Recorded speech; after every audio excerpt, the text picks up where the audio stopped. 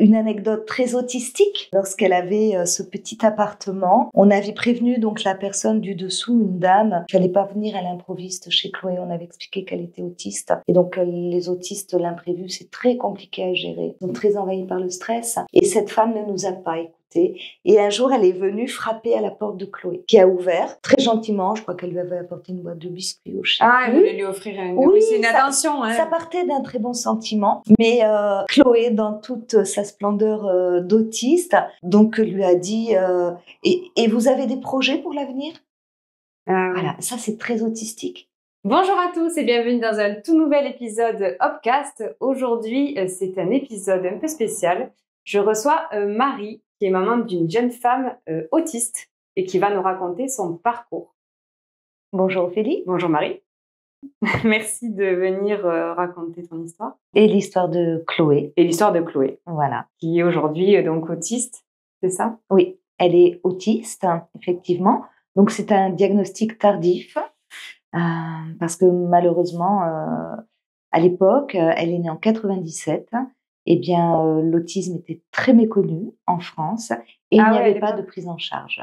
D'accord. Voilà. Donc les centres de ressources autisme se sont montés petit à petit et malgré les dépôts de dossiers, vu l'âge de ma fille, puisque la première tentative a été faite lorsqu'elle avait 9 ans, eh bien... tentative pour être diagnostiquée.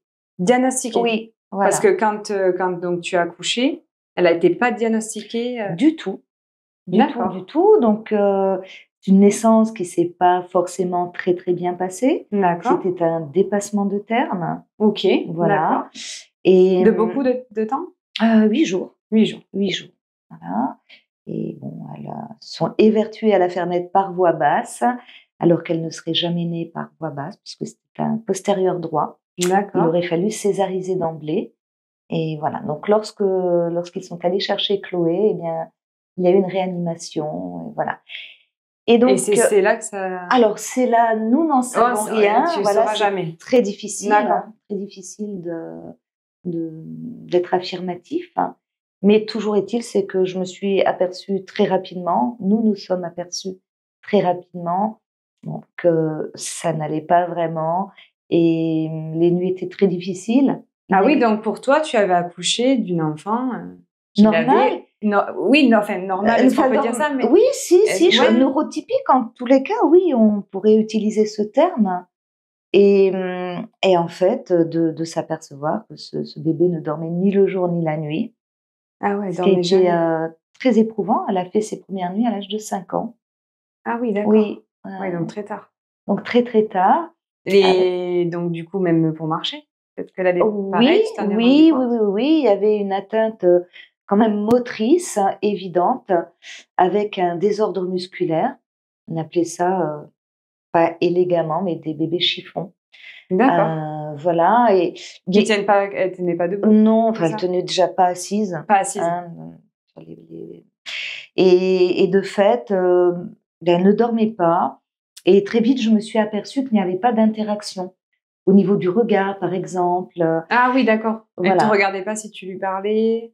Elle ne nous regardait pas.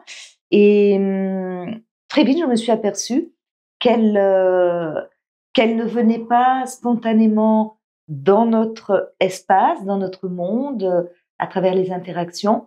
Donc, instinctivement, moi, j'ai jeté des passerelles pour aller vers elle et la rencontrer. Et là, tu n'en as pas parlé à ton médecin? Si, bien sûr que si. Oh, qu'il ne fallait pas s'inquiéter, qu'il y avait peut-être un retard développemental, mais rien d'alarmant, qu'elle était toute mignonne et que voilà, ça passait comme ça. Mais moi, j'étais pas du tout, comment dire. Peut-être en tant que maman aussi, on le ressent. Oui, tu le ressens de suite, oui, l'instinct il y a un maternel. instinct, bien sûr, il y a un instinct. Ah, absolument. Voilà, donc elle ne devait pas marcher, elle ne devait rien faire, elle devait être appareillée également pour être verticalisée. Et puis, moi, je me suis beaucoup intéressée à l'alimentation, ce qui est toujours le cas. Oui. Voilà, donc je suis allée renforcer toutes ces masses musculaires à travers l'alimentation.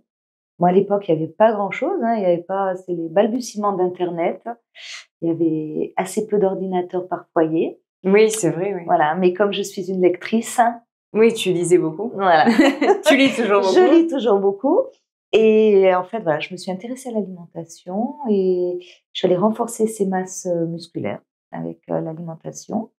Et puis beaucoup de stimulation, beaucoup d'échanges à travers le jeu, à travers Incroyable. aussi beaucoup la musique, parce que son papa est guitariste. Et on D'accord. a beaucoup chanté, on a joué beaucoup de musique, oui, ensemble. Là. Voilà. Et enfin, moi, c'est ça qui m'étonne, parce que si c'était pas reconnu à cette époque, enfin, t'avais quand même un médecin, il voyait bien qu'elle marchait pas. Oui, alors, Parce qu'elle a fallu qu'elle aille à l'école. Non, alors du coup, enfin, elle tu est, disais elle est bien. allée à l'école, mais avec des aménagements, c'est-à-dire qu'elle marchait à l'âge de rentrer à l'école. D'accord. Hein, elle Ah, elle marchait. marchait. Oui, oui, elle marchait. Oui, elle marchait. Elle n'était pas très stable, mais elle marchait. Et alors, il y avait tout était aménagé, c'est-à-dire qu'elle allait à l'école 1 heure et demie tous les matins, Ah oui, pas d'accord, plus. ok. Oui, Voilà. mais déjà, bon, elle y allait, quoi. D'accord, ouais. Mhm. Ok. Et après, comment ça a évolué? Quand c'est que... Alors, comment ça a évolué? Eh bien, ça a évolué tout doucement, avec beaucoup de déconvenues. Déjà, dès lors qu'on touche la collectivité, c'est compliqué. L'école, Avec les camarades.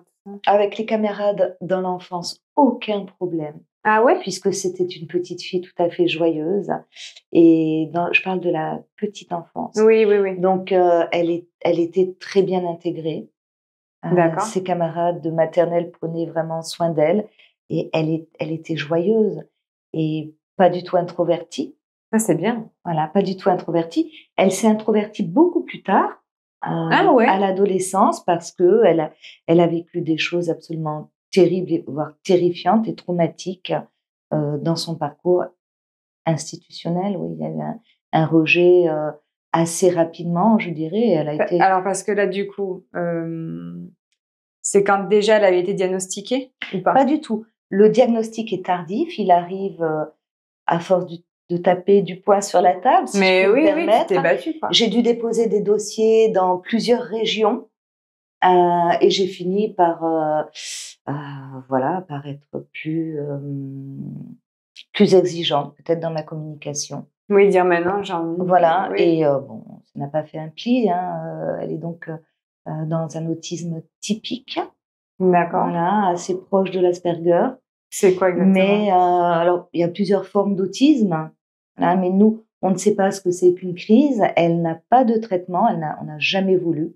Il y a eu une tentative de la part d'un médecin, mais en 24 heures, on a très vite vu qu'elle ne supportait pas les neuroleptiques Pourquoi? et C'est on quoi a les fait sans. traitements qui leur donnent? Alors, moi, je ne suis pas une femme de science, donc je ne pourrais pas répondre Non, à mais ça. ils ont bien dû t'expliquer ce qu'ils ont voulu Alors, lui donner. alors c'était un électron libre, hein, c'était un électron libre.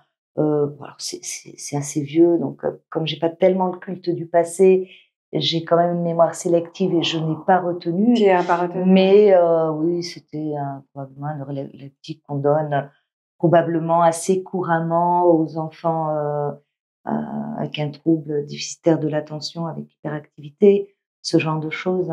D'accord. Voilà. Je savais même pas qu'on pouvait donner le traitement. Hélas, hélas, Ouais, hélas. Oui, ouais, 3 ouais. fois hélas, Ouais, absolument. ouais, ça doit. Parce que là encore, en enlevant le sucre de l'alimentation, on a des modifications du comportement, y compris avec le gluten et voilà. Donc il y a beaucoup de choses à faire, il y a une approche Il très faut être vachement intéressante. être renseigné, quoi. Il Ça faut va se que renseigner. Ben oui, ça va. Il y a des parents qui pourraient être vachement beaucoup plus perdus. Enfin, je trouve que tu as eu les outils rapidement, quoi. Ben, les outils, je les ai cherchés, j'ai essayé de Chercher, oui. comprendre. Il y a, en fait, comme je ne suis pas une femme de science, et quelque part c'est une chance, je me suis mise dans l'observation. Et j'ai regardé ce qui faisait bouger ma fille. Voilà, c'est même bébé. En fait, je pouvais voir que par exemple, certains environnements, notamment bruyants, peut-être où elle était moins acceptée, eh bien, il y avait, au niveau de sa motricité, il y avait des modifications et elle perdait en D'accord, tonicité. je vois. Voilà, donc tout ça n'est que de l'observation de ma part. Oui, et tu vois comment elle se tient, qu'elle change de suite. eh bien, j'ai un souvenir, une anecdote que j'aime raconter. Lorsqu'elle était bébé, elle avait à peu près 8 mois, donc nous vivions en Haute-Savoie. D'accord. Et on était sous les combes, il y avait beaucoup de neige, c'était un hiver. Et, et je l'avais mise donc sur son tapis d'éveil. Et j'avais gardé une distance, je m'étais mise à l'écart sur le canapé et je l'observais. Et elle a mis 10 minutes, montre en main, pour passer du dos sur le ventre. D'accord. Voilà. Et je n'ai pas voulu intervenir. Et Tu l'as laissé faire. Je l'ai laissé faire intentionnellement. Et lorsque elle s'est retrouvée dans la position inverse, je suis allée auprès d'elle. Et là, je lui ai dit, mais tu sais, mon amour, je te trouve vraiment très courageuse, vraiment de te débattre dans un corps qui répond aussi mal. Oui. Et voilà. Et moi, je resterai à tes côtés. Toujours, je t'aimerai et jamais je ne t'abandonnerai. Et c'est une phrase qui est restée entre nous. Et quand elle est en détresse, voilà, c'est une phrase que je... Et elle la comprend très, très bien. Elle la comprend très, très bien. C'est notre phrase. Et, ouais. C'est touchant. C'est un parcours d'amour, je crois. Oui, Je crois que c'est le mot-clé. Elle ne pouvait pas être mieux accompagnante. Ah, elle a bien choisi sa maman. Oui, franchement, il faut le dire. On s'en amuse, mais voilà, c'est pas faux. Elle rit quand je lui dis ça. Voilà, elle approuve tout à fait. Mais oui, je pense que l'idée, c'est de ne pas condamner. En fait, qui que ce soit, et je trouve que certains diagnostics peuvent être... Alors, je remets pas du tout en question le travail des médecins et des équipes paramédicales aussi qui peuvent intervenir. Mais je trouve que souvent, les diagnostics peuvent être très réducteurs et extrêmement délétères pour les familles. D'accord. Voilà, qui donnent des scénarios tout à fait catastrophes. Et, en plus, on te dit souvent de faire confiance à la médecine. C'est vrai, mais des fois... Eh bien, quand on n'est pas des hommes et des femmes de science, comment faire autrement? Mais oui, bien sûr. Hein, non, mais c'est ça qui est compliqué aussi. Oui, tout à fait. Mais on a affaire là à une force de vie, véritablement, chez ma fille et chez beaucoup d'autres enfants aussi qui naissent comme ça, avec des particularités, parce qu'ils n'ont pas le choix que d'être dans l'adaptation permanente. Nous avons beaucoup d'attentes, notamment nous, parents, en tant que parents, parce que, eh bien, il y a des courbes de développement. Aujourd'hui, on a accès, alors c'était pas notre cas, mais moi c'était dans les livres, à telle période, à autant de mois, ils doivent faire ceci, ils doivent faire cela. Et ça, c'est vrai. Et du coup, ça crée des attentes. Il y en a qui peuvent marcher plus tard, parler plus tard. Oui. Alors, moi, j'ai un reproche à faire, mais qui est un reproche de notre civilisation, mais aussi de notre époque, bien sûr. Mais oui, j'allais dire la génération. Oui, mais aussi de nos vies occidentales où les femmes ne sont pas accompagnées. C'est-à-dire qu'on rentre dans la maternité avec des bébés parfois qui vont pas bien, on sort de bilan avec des enfants qui ne vont pas bien, des diagnostics qui sont posés, qui sont extrêmement sévères, très durs, et il n'y a pas d'accompagnement. C'est-à-dire qu'on rentre avec un enfant et des mots et du chagrin. Combien de mamans se sont arrêtées en route en s'effondrant sur leur volant? Oui. Voilà. Et je trouve qu'on gagnerait, nous, les femmes, à s'accompagner beaucoup plus. Oui, se donner plus de présence et de douceur. Et oui, d'aller entourer... Parce que toi, tu t'es vraiment pas sentie quand t'es rentrée. Moi, je me suis sentie seule et je me sens encore seule. Alors, bien sûr que j'ai développé des ressources. Oui, bien sûr. Peut-être de guerrière, comme m'appellent mes copines, mais guerrière de lumière, en tout cas. Et puis finalement, est-ce qu'on a le choix? à ce moment-là, des familles guerrières. Oui, je pense qu'on a le choix, mais on ne peut pas jeter la pierre sur les parents qui ne développent pas ce genre de choses et qui remettent leurs enfants aux institutions. C'est historique, hein. T'as D'abord, des parents qui... Enfin, je sais oui. pas, vraiment, moi, je suis... Ah, mais parce que c'est vrai que On n'en parle pas assez. on n'en parle pas parce qu'on ne rentre pas dans les institutions. Mais malheureusement, oui, il y a des enfants qui sont abandonnés à l'institution. Alors, c'est historique. C'est vrai qu'en France, il y a cette honte du handicap où encore beaucoup de parents cachent les enfants différents. Et Tu l'as vu? bien T'as sûr, dû le voir. on peut pas jeter la pierre parce que tout le monde n'a pas les ressources, parce que justement, je trouve que les familles ne sont pas du tout encadrées. Voilà. Et est-ce que tu dirais que c'est difficile? C'est difficile, mais là encore, c'est un état d'esprit, Oui. c'est une posture intérieure, c'est Oui, c'est un je comprends ce que tu veux déploiement dire. d'amour et d'acceptation. Moi, j'ai toujours, je me suis toujours affichée avec ma fille encore aujourd'hui, partout. J'ai voyagé avec elle, main dans la main.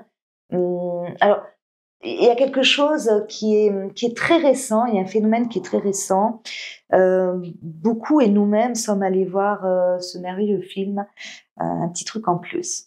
J'ai envie d'aller le voir. Et ben, il faut aller le voir. Je n'ai pas trouvé le temps d'aller le voir et j'arrête pas. Et je sais même pas s'il y a encore. Je ne sais pas, mais c'est très intéressant d'aller le voir. Mais il y a quelque chose d'encore plus intéressant. C'est qu'au sortir de ce film, dans les magasins, on nous tenait la porte, on nous regardait et on nous souriait. Tu as trouvé que le film a fait changer Oui. les gens? Mais c'est déjà passé. Ah, Le phénomène est déjà passé et les gens ne nous tiennent plus la porte. On a tendance à plutôt de la claquer au nez. Bon, nous on en Bah, attends, rit, ça me choque, ça nous amuse. Mais c'est très choquant de parcourir la vie et de marcher. elle est en fauteuil, tu la pousses, t'as des gens qui te ferment la porte au nez?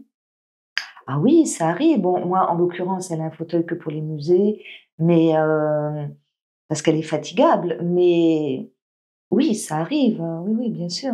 Non, il faut savoir que lorsque nous sommes différents, il n'y a pas beaucoup de respect en ce bas monde. Il y a beaucoup de rejet, beaucoup de moqueries. Euh, c'est un public qui a une vie très, très difficile. Alors, j'appuie quand même sur le fait que nous vivons dans un pays où le handicap est mal perçu, où les handicapés ne sont pas du tout intégrés dans notre société. D'accord. Ouais, Dans d'autres pays francophones, ça ne se passe absolument pas comme ça. Et les parcours d'accompagnement sont très différents. Les travailleurs sociaux sont différents également. j'imagine que tu t'es bien renseignée aussi. Oui, et puis j'ai beaucoup d'amis à l'étranger aussi. Mais oui, il faut être armé et c'est pour ça que je ne jette pas la pierre aux parents qui ne se sont pas sentis la force d'accompagner. Parce que toi, tu dis que donc tu savais pas que Chloé était autiste donc à la naissance.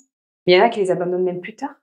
Quand ils savent, je sais pas, ils apprennent à 3-4 ans, ils abandonnent vraiment leur enfant. Il y a des diagnostics qui sont... T'as déjà vu, t'as déjà entendu, t'as déjà... Oh, abandonner, Moi, je sais pas. C'est un mot qui est fort. Mais oui, mais c'est très compliqué. est-ce que c'est arrivé? On dit que sur les parcours du handicap et d'oncologie, il y a notamment beaucoup de séparations de couples, hein, par exemple. Et il y a énormément de mamans esselées. Pour avoir... Ah oui, toi, du coup, t'étais... Oui, alors, il y a un endroit en France que j'aime beaucoup, qui est Toulouse. C'est une ville tout à fait extraordinaire. J'aime beaucoup les Toulousains et j'aime beaucoup cette lumière de Toulouse. Et il se trouve qu'en France, c'est un peu la capitale du handicap. Il y a beaucoup d'établissements, avec des spécialités vraiment très très chouettes. Et c'est très intéressant de voir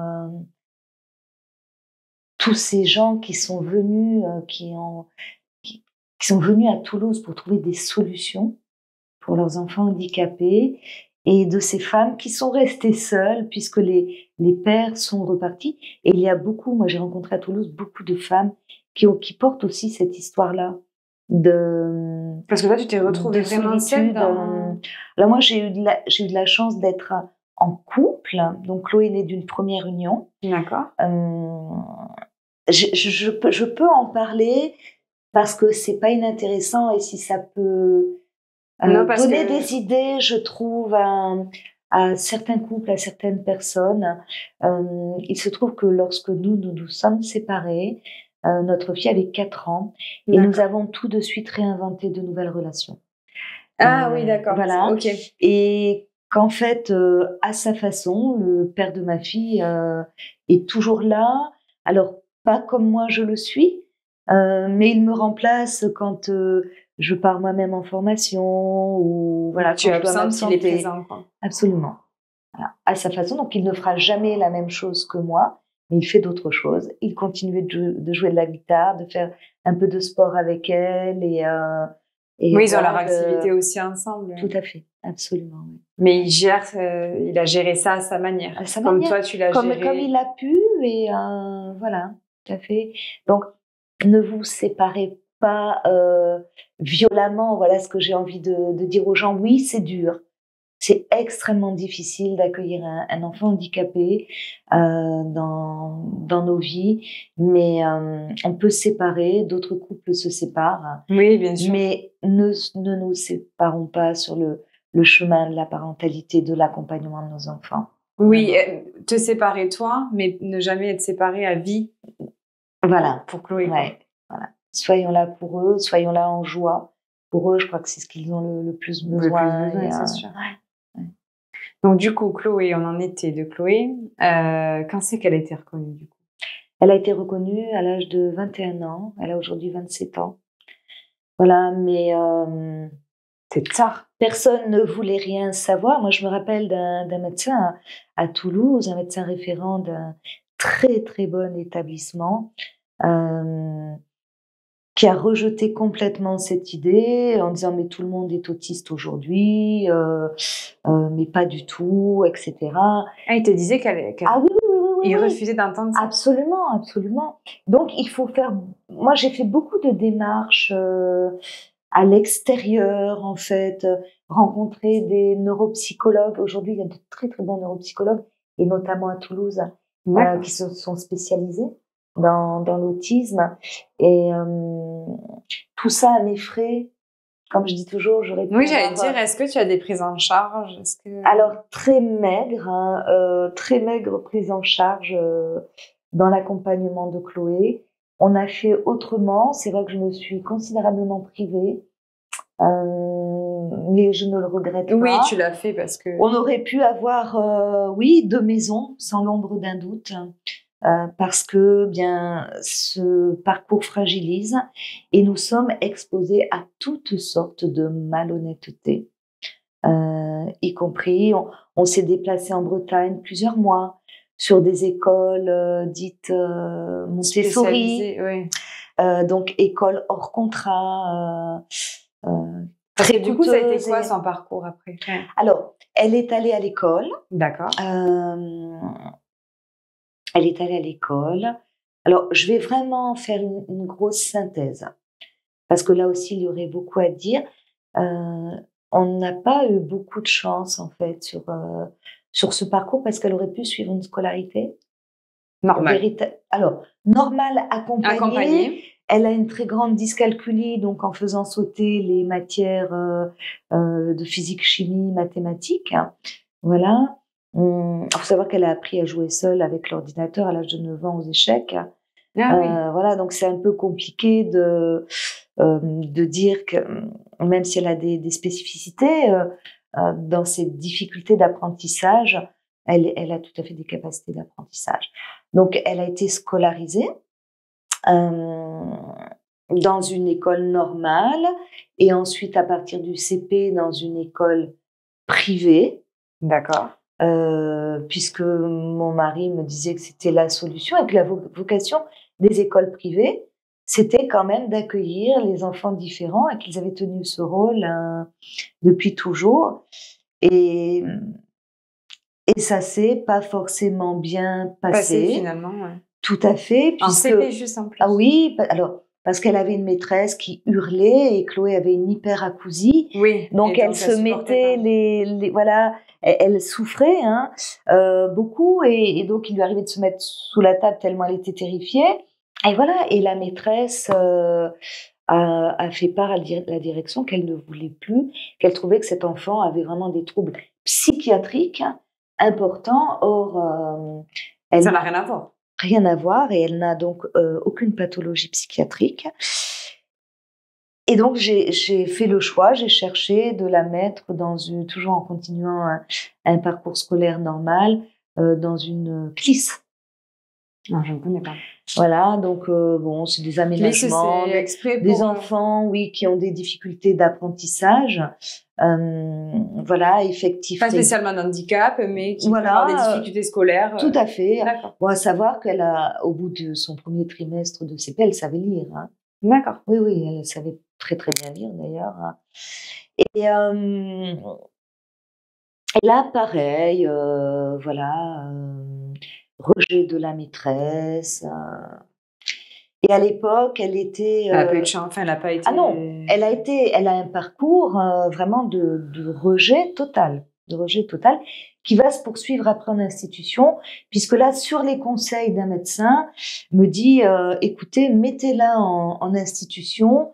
Les équipes sont spécialisées, elle y sera très bien. L'institution, c'est donc là où il y a... Alors, ce sont les IME. D'accord. Voilà. Pour expliquer aux gens si vraiment il y en a qui ne connaissent pas. Ce sont les IME. Bon, je n'aurais jamais dû la mettre en institution, c'est comme ça. Moi, j'ai fait confiance. Encore une fois, je ne suis pas une femme de science. Mais oui, t'as écouté on te donne des conseils, tu vas pas les refuser. Oui, on te dit que c'est le meilleur pour Chloé, tu vas pas... Voilà, je ne suis pas mécanicienne. Si ma voiture tombe en panne... Tu vas chez le garagiste. Je vais chez le garagiste, tout à fait. Tu as tout compris. Et là, de fait, Chloé va partir en institution. Et alors, c'est pas du tout de l'émotion, mais alors j'ai beaucoup parlé avant de venir te rejoindre, merci. J'en ai mis quand on parle beaucoup. Oui, tu as bien fait. Et donc, et là, elle va, première année d'institution, elle va rompre avec le cognitif complet. Et elle va rentrer le soir, elle va imiter John. Voilà. John. C'était un camarade d'institution. D'accord. Elle va imiter Emma. Donc, on trouve une Chloé avec des comportements très particuliers. Ah oui, elle prend... D'accord, ok, je vois très bien. Dans le mimétisme, voilà, parce que voulant faire au mieux, eh bien, elle voulait correspondre à... Ça, par contre, j'ai déjà entendu. Quand on met des enfants qui ont des handicaps différents, ils prennent les gestes des autres. Tout à fait. C'est ce qui s'est passé. Je l'ai déjà entendu. Tout à fait. Donc là, s'est écoulée une année. L'institutrice, parce qu'ils avaient une institutrice spécialisée, m'a prise à part et m'a dit, écoutez, remettez Chloé dans un parcours normal. Mais oui. Elle a des capacités énormes. En plus, oui, c'est ça. Elle savait déjà lire au premier trimestre en CP. Oui. Enfin, je veux dire, elle sait... Voilà, des capacités énormes. Donc, j'ai cherché une autre école et personne n'a voulu me prendre ma fille. Donc, elle est retournée dans une autre institution. Et c'était quoi les refus qu'on te disait? Il y avait une raison particulière? Tout est toujours larvé, en fait, mais le discours, il est décourageant, puisque, tu sais, on ne nous dit pas franchement les choses. Oui. Voilà, donc on te fait comprendre que... Voilà. Ça va être compliqué. Ça va être compliqué, etc. Donc, je me retourne à nouveau vers l'institution, où elle se retrouve avec, là, pour le coup, des enfants psychotiques, un public plutôt masculin, psychotique, où elle ne sera jamais intégrée. D'accord. Voilà. Elle n'a pas. Oui, elle vraiment. n'a pas eu de chance. Non, mais alors c'est vraiment le mot, elle n'a pas eu de chance. Là-dessus, étant très mal, elle me dit, tu sais, donc on arrive au début de l'adolescence, elle me dit, moi, j'aimerais bien découvrir un métier. Et donc, je cherche et je trouve une autre institution avec une approche professionnelle. Alors, ça va jamais très loin, on les prend tellement pour des imbéciles. C'est du jardinage par tous les temps. On les prend vraiment pour des idiots. Ils s'intéressent vraiment à leur passion, à ce qu'ils aiment, parce qu'ils ont quand même des... Dans le milieu institutionnel et des travailleurs sociaux, en France, personne ne se renouvelle. C'est une catastrophe. Personne ne se renouvelle. Et malheureusement, 2 mois après avoir intégré cette institution, elle va être agressée sexuellement par un jeune de cette institution. Donc là, mon sang ne fait qu'un tour, je retire Chloé. Et je vais l'inscrire au CNED et je vais tous les matins, en fait, l'accompagner scolairement, puisqu'elle adore ça. Oui, parce qu'elle avait un métier qu'elle voulait faire, elle t'en parlait ou pas? Ou quelque chose qui la passionnerait, non? Elle savait pas trop. Alors, c'est vrai qu'elle se baladait déjà en informatique, mais elle ne savait pas trop. Elle est très tournée vers la culture, en fait. Voilà, elle aime beaucoup la scène. Elle a fait beaucoup de danse, Chloé. Elle a fait énormément de danse. D'accord. Voilà, avec une art thérapeute extraordinaire. Tout ce qui touche à l'art, en fait, la révèle et l'a fait véritablement rayonner. Mais bon, ça ne s'est pas présenté. Voilà, ça ne s'est pas présenté. Et donc, je l'accompagne, elle se régale, je me régale, parce que j'ai à côté de moi vraiment quelqu'un qui adore apprendre et qui progresse. Donc, beaucoup de bonheur, hein. Vraiment beaucoup de bonheur. Mais mon activité professionnelle augmentée. Donc, oui, t'as ta vie, toi, à côté. Et oui, moi, j'ai toujours travaillé. Ouais, mais j'allais te dire, comment tu peux vivre alors qu'il faut que tu... Ouais, ça prend beaucoup plus de temps. Oui, c'est vrai. T'as pas d'aide, t'es pas aidée? Non, alors qu'est-ce que je vais faire? Je vais commencer à payer des gens pour les faire venir à la maison. D'accord. Voilà. Je vais dépenser encore beaucoup d'argent pour pouvoir, moi, aller travailler. La MDPH, entre-temps, avait retiré le 80% de ma fille. Là, c'est pareil. C'est une histoire de rencontre humaine.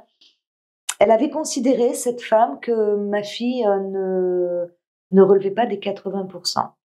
Voilà. Donc, j'ai mis des années à récupérer les 80% de ma fille, qui bien évidemment, voilà, c'est éprouvant, mais même ça, il faut se battre pour un tout. Voilà.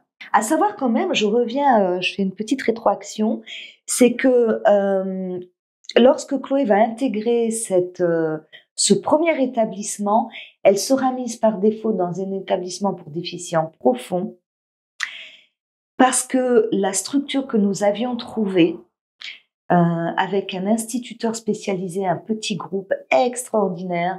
On avait été reçus par toute l'équipe et le directeur avec Chloé. Et eux étaient complètement partants pour la prendre parce qu'elle avait vraiment le profil. Il restait une place. Et il fallait que dans les 24 heures, la notification de la MDPH leur parvienne. Donc, j'ai tout de suite appelé la MDPH. Et à l'époque, dans cette MDPH que je ne nommerai pas, il y avait une femme qui n'y est plus, fort heureusement, qui n'a pas faxé la notification de Chloé. Et Chloé n'a pas eu la place. Et elle s'est retrouvée par défaut dans cet établissement pour déficients profonds où on a perdu Chloé à ce moment-là. Elle a véritablement rompu. Tu l'as trouvée. Eh bien, elle a rompu avec le cognitif, c'est-à-dire que dans toutes ses capacités d'apprentissage, se sont effondrées et elle a basculé dans un comportement, je dirais, inadapté, où ça a été beaucoup plus compliqué après pour sa socialisation. Voilà. Donc, il y a une véritable rupture. Ça me le ventre. Et oui. Et donc, j'en reviens au fait que je fais venir des gens pour moi pouvoir travailler. Et à l'époque, les commerçants me disaient toujours, mais vous êtes toujours pressés. Vous êtes toujours pressés. Et au bout d'un moment, je leur ai dit, mais oui, c'était le soir en sortant du travail. J'ai dit, oui, mais vous savez, moi, je paie pour faire garder ma fille. Et quand j'ai besoin d'aller chez le coiffeur, je suis aussi obligée de payer quelqu'un pour pouvoir aller chez le coiffeur. Oui, même des moments pour toi, t'es obligée. Tu peux pas faire quelque chose. Oui, mais c'était un révélateur pour moi, ce commerçant qui m'avait dit ça. Je me dis, oui, c'est vrai, je suis toujours pressée quand je fais mes courses et je ne m'attarde pas pour discuter ou autre. Mais oui, parce que pour cette raison-là. Oui, pour cette raison-là, oui. Mais après, t'es pas aidée, il faut que tu travailles, il faut que tu... Ouais, non, mais attends. D'où ce que je disais, Ophélie, au début de notre entretien. On vit vraiment dans une société où il n'y a pas de soutien Mais oui. les uns pour les autres. Voilà. Alors ça existe dans d'autres, chez les peuples natifs, par exemple, il y avait cette entraide, voilà, et cette façon d'entourer les femmes dès lors qu'elles mettaient au monde, voilà. Et nous vivons dans une société où tu parles d'entraide entre femmes, oui, où les femmes étaient dorlotées, quand d'autres s'occupaient du nourrisson, etc. Et il y avait véritablement cette communauté de femmes. Alors on y revient, mais ce sont des démarches personnelles des femmes de rentrer dans des cercles. Voilà. Est-ce que toi, tu as des mamans est-ce que tu as réussi à avoir des contacts avec des mamans qui ont pareil, des enfants qui ont le même handicap que Chloé? Alors non, pas sur mon parcours. Bien sûr, j'ai rencontré beaucoup de mamans dans les institutions, et notamment à Toulouse, des femmes extraordinaires qui cumulent les cancers du sein notamment. Et moi, non, je pense que j'ai été mue, habitée, en tous les cas, par une certaine force. Oui, je pense, mais tu aurais peut-être aimé aussi avoir un peu d'aide. Je rêvais qu'une copine me dise, écoute, lundi, je viens chez toi, je te fais à manger pour 3 jours. Oui, au moins, par exemple, quelque chose comme ça. Voilà. Mais ça sont des rêves que l'on caresse secrètement et dont on ne parle jamais. Voilà. Oui, juste ça, par exemple. Juste ça.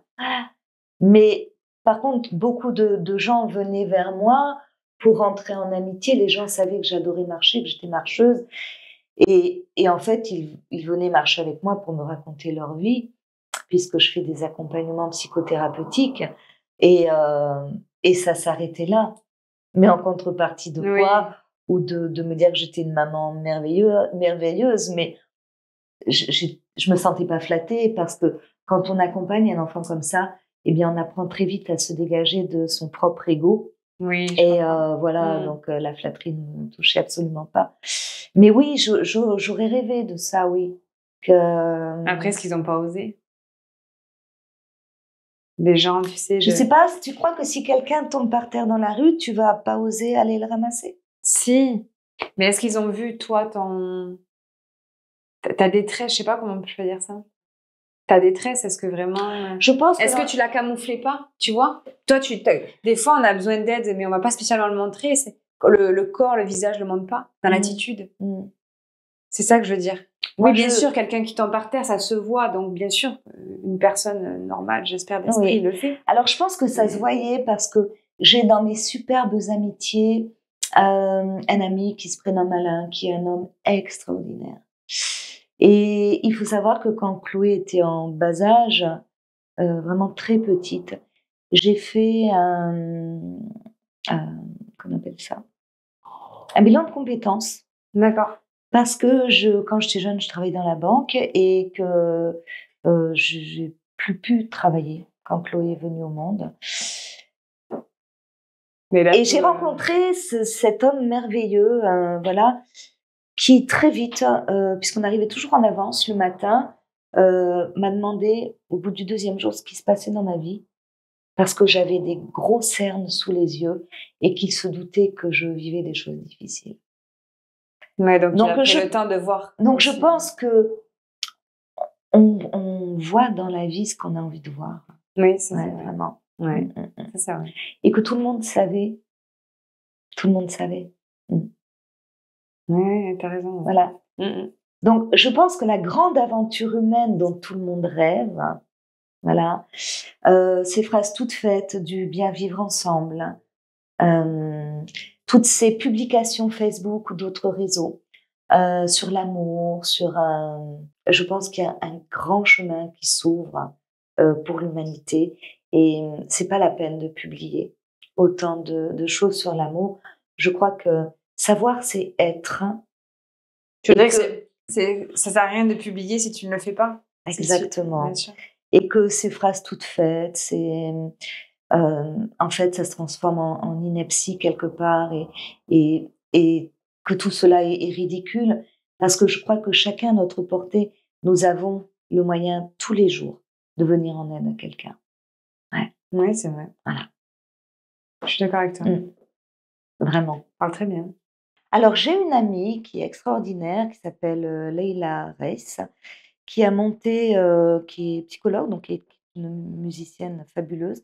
Elle est musicothérapeute et elle a monté une association d'aide aux parents où les parents peuvent venir voilà, déposer leur souffrance et il leur est proposé certaines choses sur l'association. Ouais.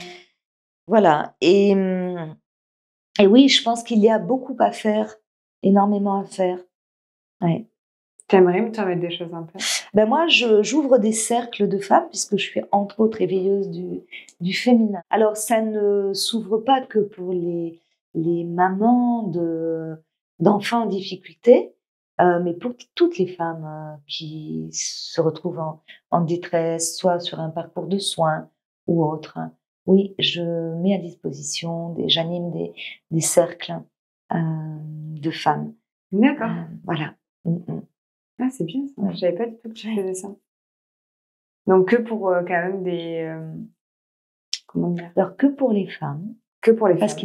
qu'il existe des cercles d'hommes, Ah, mais d'accord, ok. je ne m'en occupe pas. Que pour les femmes, oui, absolument. Et pourquoi que pour les femmes?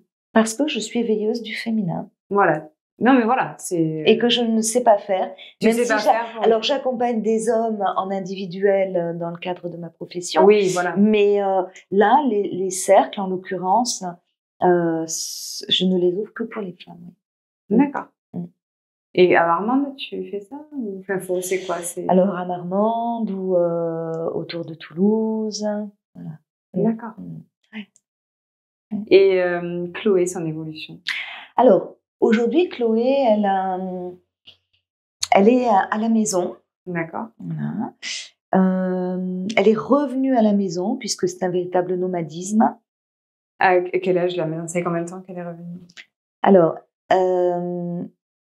elle vient de revivre une expérience très, très, très douloureuse dans un habitat partagé. Où là, je crois qu'on a atteint c'est quoi, un habitat partagé? des sommets. Alors, les habitats partagés, c'est la grande tendance qui s'ouvre. C'est une alternative à l'institution. Ok. Et aux individus comme ma fille qui n'ont pas le profil des institutions, parce qu'il y a des profils de handicap qui se trouvent très très bien en institution. D'accord, oui, oui. Mais Chloé, non. Alors, en ce qui la concerne, pas du tout. Elle a plutôt été abîmée en institution. L'habitat partagé, donc c'est une alternative où la personne handicapée va avoir son chez-soi. Alors, ça peut être une chambre, selon le degré d'autonomie, ou un studio. D'accord. La plupart du temps, c'est à effectif réduit. Ils sont 5, 6, voilà. Et ils vont vivre en colocation. C'est-à-dire qu'il y a des espaces communs. Je trouve sympa quand même, ça. Alors, l'idée est très, très belle. Ouais. C'est très soutenu au niveau des aides des départements qui déploient des budgets, mais colossaux pour ce genre de choses. Parce qu'à à l'âge de Chloé, tu as envie peut-être aussi alors oui, tout à fait, chez mais toi. alors, c'est ouvert, il y a des gens de tous âges selon les habitats.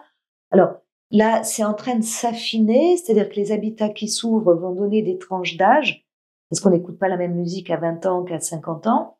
Voilà, Oui. mais c'est une alternative où là, ils ont des intervenants. Il y a des veilleurs de nuit, il y a la plupart du temps des choses de proposer. Et Chloé est partie sur un habitat partagé l'année dernière, au mois d'octobre, très prometteur, avec des valeurs extraordinaires. Et elle en est sortie au mois de février, avec donc négligé au niveau de l'hygiène, des mycoses, chose qu'elle n'avait jamais eue de sa vie. On l'a négligée sur le plan alimentaire, personne ne l'aidait à faire ses repas. Et elle a été agressée plusieurs fois par certains de ses pairs, encore une fois, PAIRS, donc d'autres... oui, d'autres... Et de m'avouer qu'une éducatrice spécialisée, au moment où j'ai vidé le studio de ma fille, et que j'ai pu avoir un entretien en aparté et officieux, bien sûr, m'a avoué qu'il y avait des profils dont on n'aimait pas s'occuper. Et le profil autistique, en France, c'est très compliqué. Voilà. D'accord, donc en gros, elle te disait oui, qu'elle ne voulait pas s'occuper de Chloé. Ils n'aiment pas les travailleurs sociaux. Alors, c'est vrai qu'on est un pays très en retard. Aux États-Unis, ils ont lâché les méthodes ABA, etc. En France, on continue de former des gens sur cette méthode-là. On est dans un pays psychanalytique qui nous a fait perdre énormément de temps avec des médecins. Alors, ça a changé. Hein, maintenant, il y a une jeune génération de médecins qui sont bilingues, mais les médecins auxquels ils ont succédé ne l'étaient pas, parce qu'il y avait des superbes thèses, notamment, je pense, sur l'Asperger. Tony Attwood a écrit des livres extraordinaires. Bon, il y a des choses qui existent dans la littérature et dans la matière médicale, en tous les cas, auxquelles les médecins français ne se sont jamais intéressés. Et on a continué de faire porter tous les attributs de ces êtres différents aux mères, quoi. On portait la responsabilité. Moi, j'ai des bilans signés par des médecins, notamment un médecin de CMPI, comme quoi que l'état de ma fille est très grave et que je porte la responsabilité du handicap de ma fille, quand même.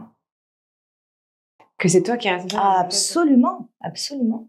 C'est toi qui l'aurais rendu handicapé. Oui, mais je ne suis pas un cas isolé. Parce que quand je rencontre d'autres mères sur cette association... ça se voit quand même. Enfin, mais je ne suis pas un cas isolé. Du tout.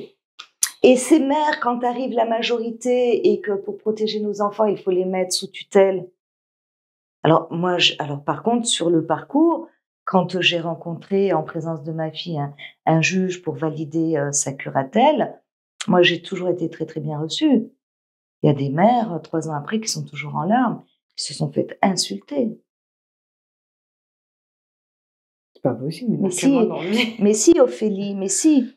Mais voilà, ce sont des parcours qui sont très difficiles pour ces êtres en souffrance, mais c'est également très difficile pour les familles, oui, pour les aidants, et les aidants vieillissants, parce que je suis une aidante vieillissante, voilà, et...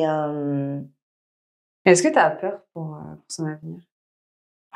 Alors, par pratique et par discipline, je vis beaucoup au jour le jour, mais j'imagine quand même. Nous en parlons beaucoup, ouais, elle et moi, parce qu'elle ne veut certainement pas retourner en institution. Et oui. Voilà.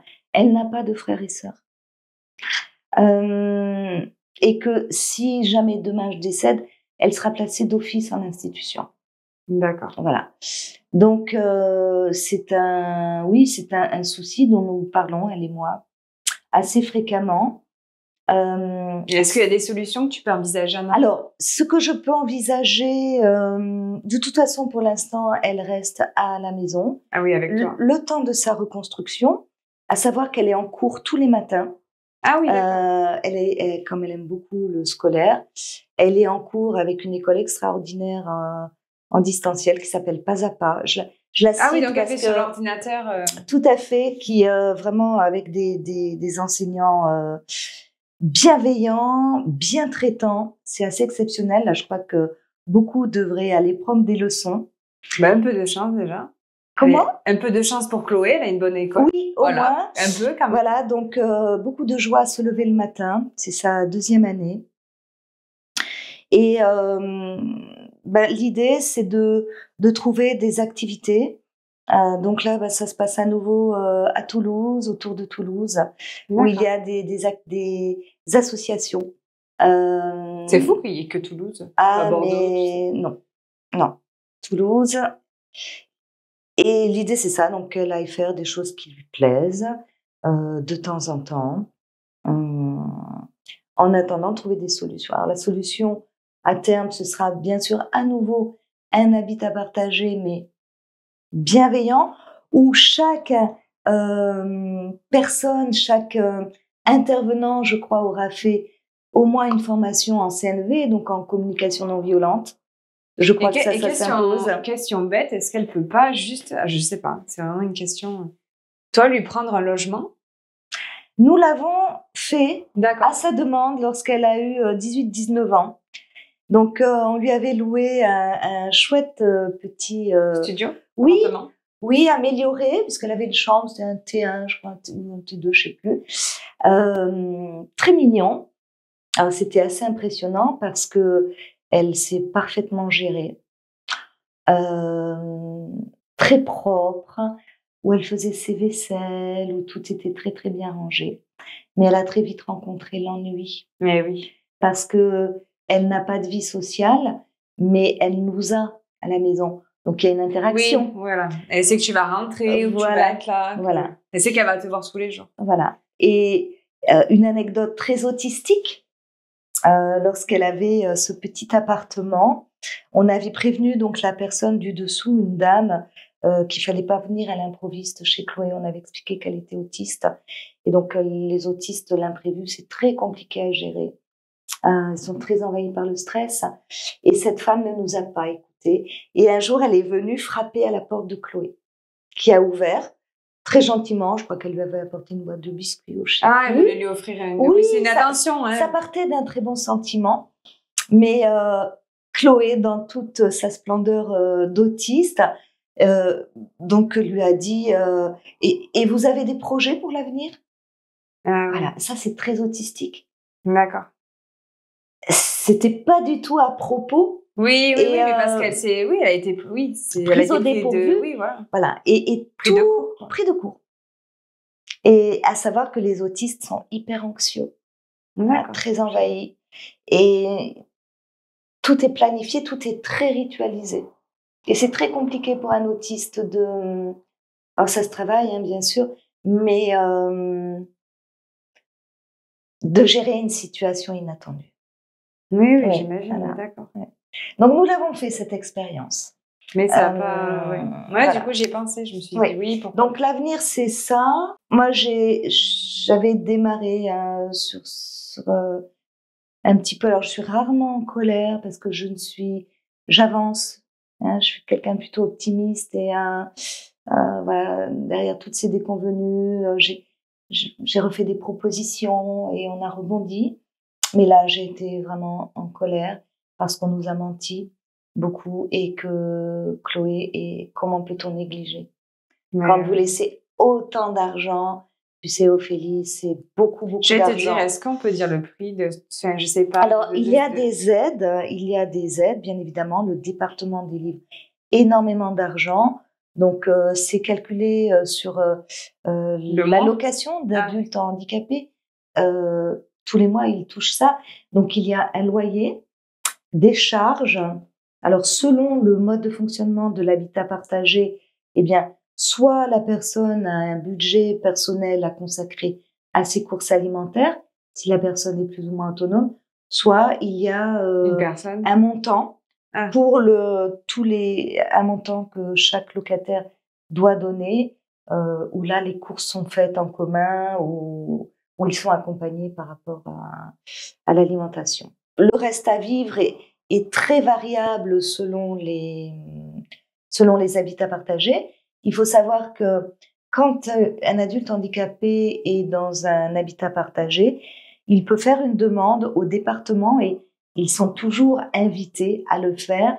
Ce qu'on appelle l'aide à la vie partagée, le département va verser globalement, je sais que en Haute-Garonne, c'est 8 000 € par an, par personne, à l'habitat partagé. Et souvent, ce budget va servir à financer une animatrice, une coordinatrice. J'allais dire, voilà, pour faire des animations. Voilà, tout à fait. Donc, il y a des bailleurs sociaux et voilà. Donc, il y a un reste à vivre qui est assez modique en soi. Donc, voilà. Mais c'est beaucoup mieux qu'une institution, et encore, Oui, il y a non, d'excellentes institutions, hein. Moi, je ne jette pas la pierre. Nous n'avons pas eu de chance. Chloé n'a pas eu de chance. Elle a été rejetée, maltraitée, négligée partout où elle est passée, parce que les travailleurs sociaux sont très mal formés. Mais très mal en formé, France. j'allais dire. Voilà. Donc l'avenir, Ou au c'est... minimum, quoi. Oui, mais pas sur des profils autistiques. C'est Voilà. vraiment... Ouais, Ah oui, moi, bon, les jeunes là à venir, je pense, auront une meilleure prise en charge et un accompagnement beaucoup plus adapté. Mais Chloé, elle a essuyé malheureusement beaucoup de choses douloureuses. Elle s'est abîmée, elle s'est inhibée, voilà, et elle a perdu toute estime d'elle-même. Voilà. Et je ne décolère pas contre ces travailleurs sociaux qui sont vraiment inconscients de la destruction qu'ils occasionnent chez certaines personnes. Ouais. Alors l'avenir, donc c'est ça. Donc à court terme, eh ben, de toute façon, elle restera sous mon toit, dans mon amour et ma protection. C'est là qu'elle est le mieux, de toute façon, finalement. Mais pourtant, elle n'est pas compliquée, hein, mais oui, parce qu'elle est toujours partante. Alors aujourd'hui, plus, parce qu'elle n'a plus confiance, et je la comprends, mais elle a toujours été partante sur tous les projets. Sur tous les projets qui lui ont été proposés, avec joie. Oui, parce qu'elle était partante pour voir autre chose. Pour essayer. Bien sûr.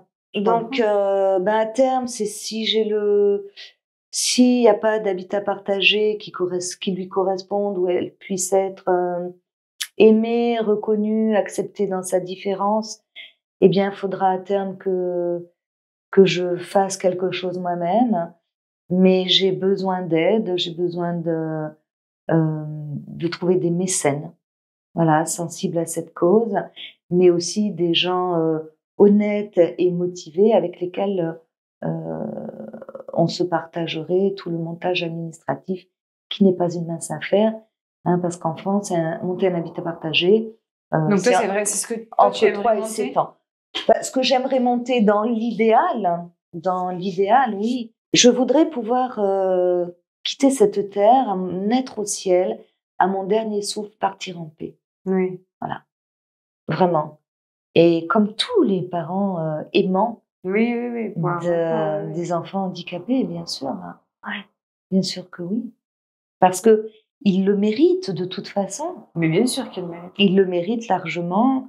Mais je pense qu'il y a un gros travail. Oui, moi, je serai tout à fait exigeante sur le choix des intervenants. Et bien sûr. Bien sûr. Parce que tu sais, Ophélie, on peut faire toutes les formations du monde. Si on n'a pas d'amour en soi. J'allais te dire, si t'as pas un peu d'humanité, si t'as pas d'amour pour les gens, tout court. Tout court. Et je crois que je recruterai des gens qui ont été touchés par le handicap dans leur famille, parce que c'est cela. Il y en a eu très peu sur le parcours de Chloé, mais c'est très questionnant parce que c'est toujours cela. Et là, tu veux monter ça ici, dans le département? Non, moi, je suis amoureuse de Toulouse.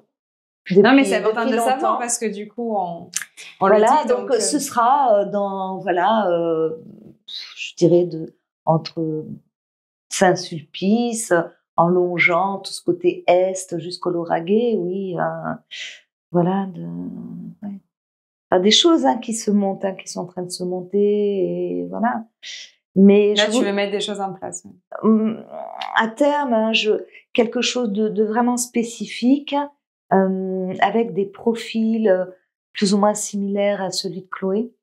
Voilà, de ces jeunes gentils et très chouettes et oui, mais qui partagent aussi des passions. Bien sûr. Et surtout des intervenants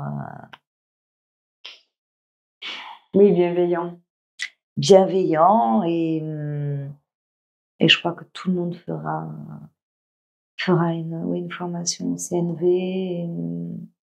Oui, je pense que c'est la base ou d'autres choses, mais je serai extrêmement attentive. Mais tu as pu voir pour aujourd'hui sélectionner et voir. Je pense que tu le ressentirais instantanément. Non? Alors, je ne sais pas parce que On dit que les enfants autistes ont un des deux parents qui sont autistes. Peut-être que c'est moi et qui n'est pas la théorie de l'esprit, parce que j'ai vu des cow-boys, vraiment des cow-boys débouler chez moi en se frottant les mains, en me disant mais t'inquiète pas, tu vas voir, moi j'ai un DU d'autisme, etc. Tu vas voir, ça va changer, tu vas voir ta fille et tout. Et rien n'a changé. Et je les ai crus, ces gens-là, en fait, tu vois. Oui, ils vendaient du rêve. Voilà, et sur ce dernier habitat partagé aussi, on les a crus, je veux dire, portés par des parents. Donc, tu vois, tu mets ta foi, quoi. Tu te dis, mais voilà, c'est pas possible que là, ça se passe mal. Et comment tu vas avoir confiance pour la suite? Donc, c'est très, très compliqué d'accorder sa confiance, oui, après un parcours aussi douloureux. Et souvent, les gens ont tendance à dire « Oh, la pauvre Chloé, elle est fragile et tout ». Et moi, je dis à ma fille « Mais tu n'es pas fragile, au contraire, tu es très, très forte. » Oui, c'est clair. Hein. Pour avoir enduré tout ce que tu as enduré et d'être toujours debout, c'est vrai, un petit peu abîmée, on va pas se mentir. Mais... ouais, t'es vraiment une warrior, quoi. Non, et là, on check toutes les deux parce que moi, je trouve qu'ils sont vraiment très, très forts, tous ces êtres-là. Oui, ça c'est clair. Avec des capacités d'adaptation, mais juste incroyables. Et je leur tire mon chapeau. Vraiment. Moi, je suis très admirative. Voilà, j'ai été bénévole c'est un public que j'aime beaucoup, je me suis découvert ça. J'ai été bénévole sur le Club Alpin Français à Toulouse, sur la section handicap, et d'avoir fait des sorties avec eux, voilà. En plus, ils demandent que ça, de s'amuser. Ils sont tous très joyeux. Mais bien sûr. Alors, ils ont cela en commun, ils sont tous très joyeux. Oui. Voilà. Donc, sur mon projet, moi, j'ai envie de créer un lieu de joie, vraiment, parce que si tu rentres dans ces espaces-là, tu verras qu'il y a de la joie nulle part, que tu as toujours une télé allumée. Non, je vois. C'est une catastrophe. Voilà. Et moi, je veux réaliser à terme un lieu où la joie demeure vraiment. Ouais. Oui, qu'il y a de la vie, qu'il y ait des animations, qu'il y ait des loisirs, qui vivent, quoi. Oui, comme nous. Oui, comme nous. Tu aimes rire, Ophélie? Mais tout à fait. Voilà, et moi aussi beaucoup. Mais oui. Et je crois que tout le monde ici aime rire. Hein. Mais on a tous envie de ça. Bien sûr. Et bien, eux aussi. Et c'est tout sauf des idiots. Vraiment. Et c'est ça, moi, c'est ça qui m'énerve, c'est quand les... T'as la réflexion, ouais, qui beaucoup. Je pense qu'il est un autiste. Il est grand temps de rallumer les étoiles et de changer le regard sur le handicap. Ouais, et puis changer le cerveau des gens aussi. Voilà. Donc, ça serait bien. Nous témoignons et ne cachons pas nos enfants. Promenons-nous avec nos enfants. Et je pense, soyons fiers de nos enfants, qui sont vraiment de sacrés guerriers. Non, mais c'est vraiment de sacrés guerriers. Beaucoup d'enseignements à tirer de ces êtres-là. Ouais. Absolument. Mais merci beaucoup. Mais je t'en prie, merci à toi. Je sais pas quoi rajouter, tu m'as invité. Ça me secoue un peu. Voilà. Non, il faut pas, mais changeons notre regard sur le handicap, mais pas qu'après avoir vu un film très chouette et très réussi. Ouais, c'est fou, ça, de moi. Ouais. Voilà, rapprochez-vous tous des associations, voir ce qui est possible de faire. Des fois, c'est passer 1 heure et en chanson, 1 heure de balade. Oui, ils ont juste besoin de présence. Voilà, mais voilà, avec une activité. De savoir, regarde, toi, tu es toujours très belle et ah bon? Oui, tu es toujours soignée. Et tu sais qu'il y a plein de jeunes femmes dans les institutions ou dans les habitats partagés qui aimeraient tellement qu'on leur fasse les ongles ou tu vois. Ça, c'est vrai, je pense pas. Ouais. Juste, voilà, je vais me mettre dans une association, ça n'a rien à voir. Non, mais 1 heure. Ouais, non, mais c'est vrai. Voilà, qu'est-ce que j'ai à offrir au monde? Qu'est-ce que je sais faire? Et qu'est-ce que je peux offrir avec le cœur, en fait. Ouais. Mais même qu'une fois, de le faire 1 fois. Oui, tu viens 1 fois, même une après-midi. On a tous une après-midi. Voilà. Merci beaucoup. Merci à toi, Ophélie. Merci pour Chloé. Oui, merci pour Chloé. Chloé, tu nous regarderas. Oui, je pense. Je te fais des bisous. Et merci à tous de nous avoir regardés, écoutés. N'oubliez pas de vous abonner, les amis. Et on se retrouve dimanche prochain pour un tout nouvel épisode de podcast.